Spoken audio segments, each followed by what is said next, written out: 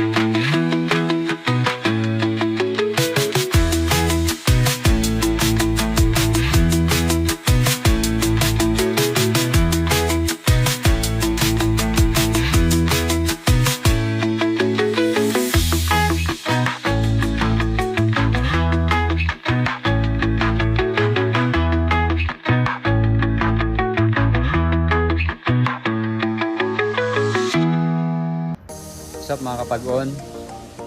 So second round after lunch, start na naman tayong umikot.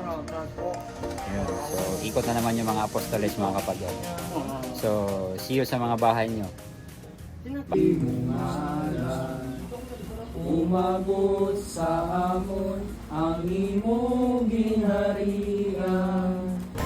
Merienda na naman guys, sa pang-5 bahay. Perks of being an apostoles. See you.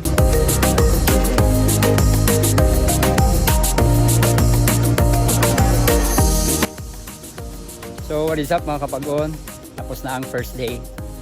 First day sa paglibot-libot nato sa as apostoles, no? So kapoy siya, init, tapos ulan. But then sa small sacrifice, no? Kay usahay lang ta makaingani. So let's try this. So tomorrow second day na po. So bye bye mga kapag-on. What is up mga kapag-on? Yeah.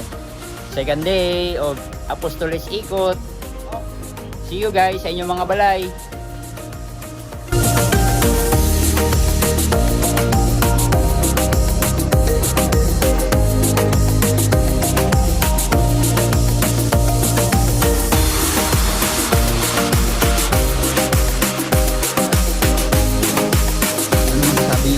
Sa pinupuntahan natin. Ano masabi? Pagtawron nila ang mga katungod sa mga bata at sila man kinahaon man sa uban. Guys, busog na mga apostoles guys. Ang isa mabuto na. Ang isa mabuto pa lang sa kadako. Ang isa nakatapak tae. Ang isa may balon pa sibar. Eh ano? Uli na kami guys kag maniod to. Guys, kabalo mo nga nung init. Kay hot ang mga apostoles guys. Hot. Wow naman. At sa likod, hot. Hot daw mabuto. So what is up mga kapag-on? So tapos na ang pag-iikot ng mga apostoles sa mga bahay-bahay. And magpapahinga na tayo. And bukas is washing of feet and last supper. So bukas punta kami sa chapel namin for the mass and washing of feet and last supper. So nakakapagod guys, mainit, maulan, may mga aso, and but then very worth it kasi minsan lang naman to, and we should give this week to God, no? So see you mga kapag-on, and goodbye.